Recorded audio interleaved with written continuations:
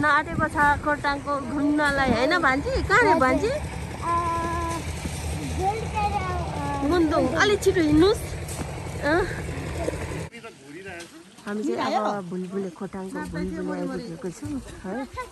बच्चाहरूसँग घुम्नलाई छ नि के छ ओ नै बोक्नुपर्छ मै बोक्छु बरु। यो चाहिँ यस्तो बुलबुलेमा यस्तो धाराहरू रहेछ, यस्तो रहेछ खास छिर्ने। हामी चाहिँ खोटाङको बुलबुले भन्ने ठाउँमा घुम्न आएको छौँ। हेरौँ अब कस्तो हुन्छ, कस्तो रहेछ हेर्दैछौँ। यस्तो रहेछ भन्छ दिदी, यस्तो रहेछ खोटाङको बुलबुले। बुलबुले इज भेरी नाइस भन। आए खै बाबा बहिनी कहाँ गयो? ओ यस्तो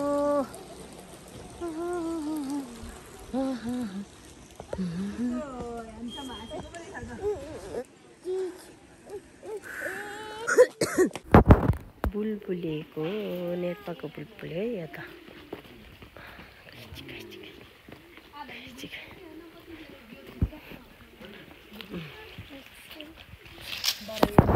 माछा खाने भए यहाँ आउनु है।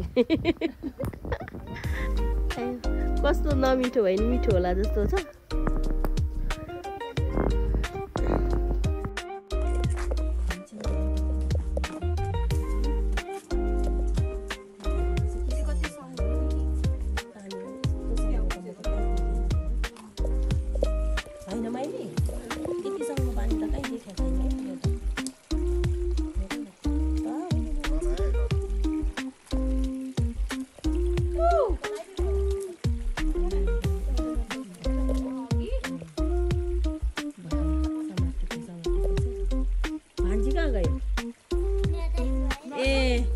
भान्जीले नचिनिरहेको नि त।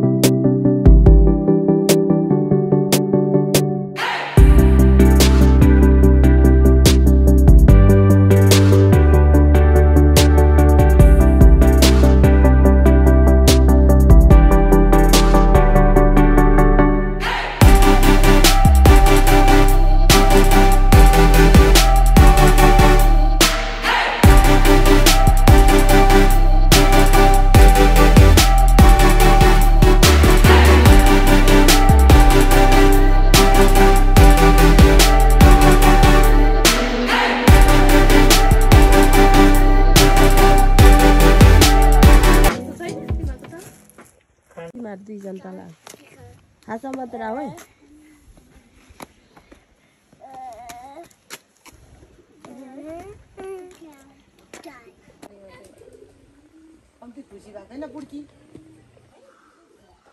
ओ जेन्टलमेन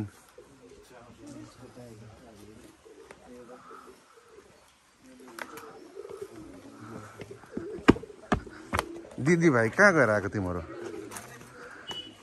दिदी भाइ कहाँ गएर आएको?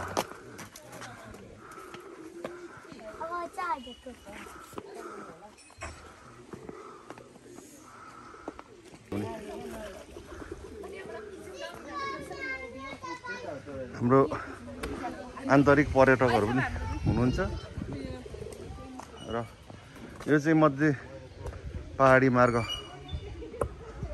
भन्छ। यो चाहिँ हाम्रो गाउँ चाहिँ तल यता मुनि पर्छ, दिक्तेलु माथि पर। र यो चाहिँ भोजपुर शङ्खसभा हुँदै धरानसम्म तराईसम्म झर्ने हाइवे हो। यो पहाडी हाइवे यो पनि यसले हामीलाई धेरै सुविधा चाहिँ दिएको छ। र यसो बस्न ओर्नको लागि पनि आउँछ। बच्चाहरूलाई लिएर घुम्न आएको आफ्नो पुर्खेली ठाउँ।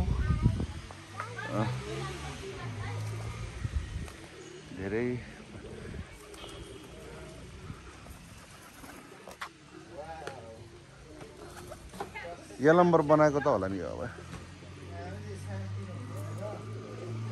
यलम्बर होला अनि यो पानी चाहिँ पहिला हामी सानो सानो हुँदाखेरि निकै धेरै नै हुन्थ्यो पानी चैत वैशाखमा पनि अहिले चाहिँ पानी पनि घट्दै गएको रहेछ जङ्गल त घना नै छ मासतिरतिर यसो हेर्ने हो भने जङ्गल चाहिँ धेरै नै ठुलो नै छ तर पनि पानी चाहिँ घटेको जस्तो लाग्यो र यहाँको पानी चाहिँ पछि बर्खा भन्दा पनि अलिकति पानी परेपछि चाहिँ धेरै नै सुन्दर झरना यहाँ बन्छ यहाँ मुनि यो झरना चाहिँ धेरै राम्रो हुन्छ र यहाँ चाहिँ 7वटा धारा पनि राखिएको रहेछ यो चाहिँ पछि राखेको होला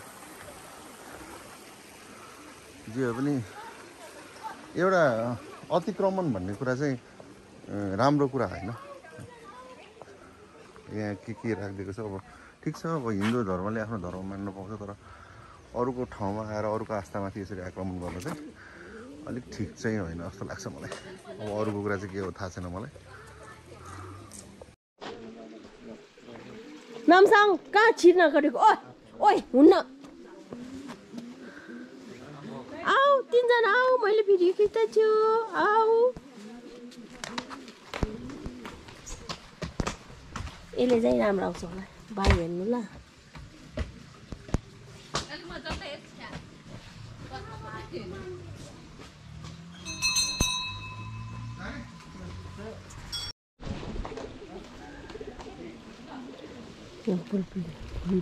बुलबुले होइन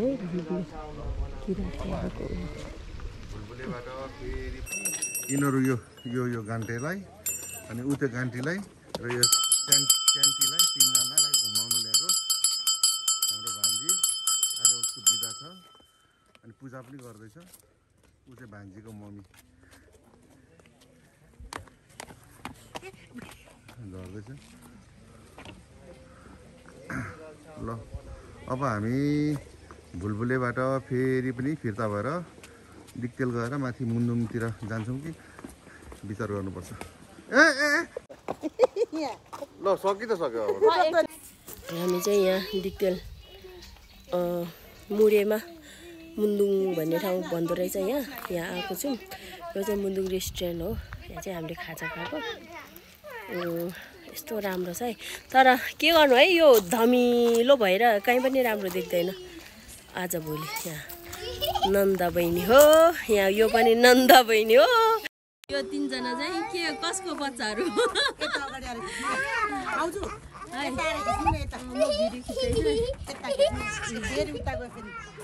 राम्रो छ है यो ठाउँ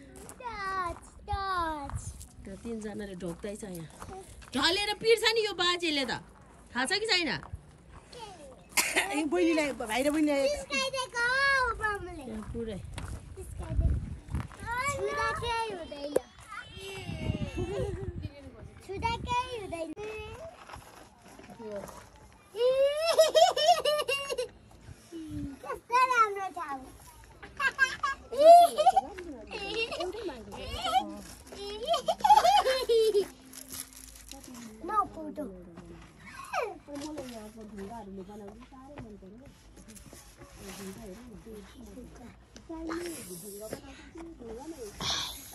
हेलो हेलो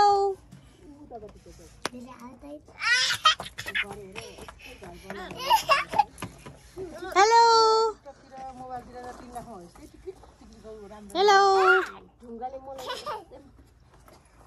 जहाँदेखि यो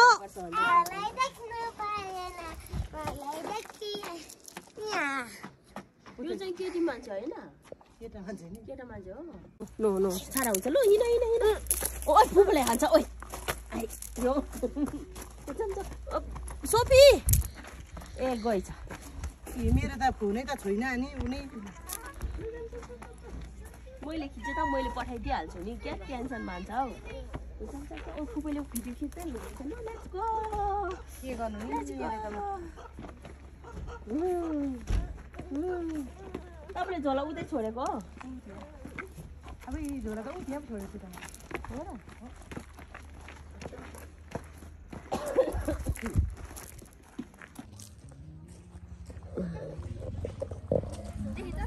नानीहरू पुरा खुसी हुनुहुन्छ कस्तो मजाले घर बनाउनु किन छाडा भएको तिमीहरू दुईजना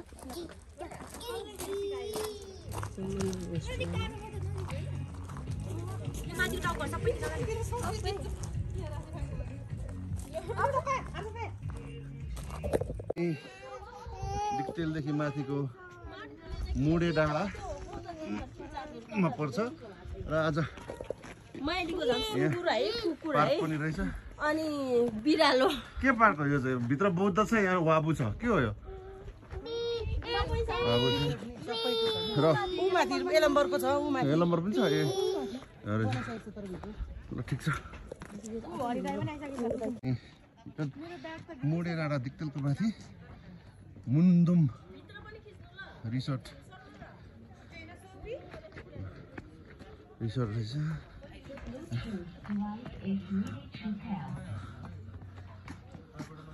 धेरै चिसो ठाउँमा राम्रो रिसोर्ट खोलेको रहेछ जाने हो खाना चाहिँ त्यस्तै हो बस राम्रो रहेछ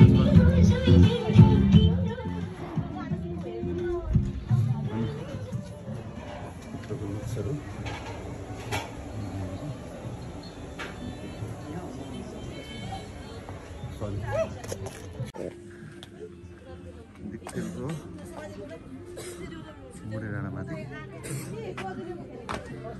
मुन्दुम रिसोर्ट यो हाम्रै गाउँको एकजना काकाले खोल्नुभएको रहेछ दिक्तेल बजारको चाहिँ भिडियो खिच्न पाएनौँ होइन यता अलि तल बजारतिर चाहिँ यसरी हिँड्दैछौँ हामी चाहिँ होइन अब गाडीमा नजाउँ हिँडेर जाउँ रमाइलो गरम भनेर हिँड्दैछौँ है यो चाहिँ एयरपोर्ट डाँडा हो कि के डाँडा अरे हाट डाँडा हो अरे दिक्तेलको यो हस्पिटल हो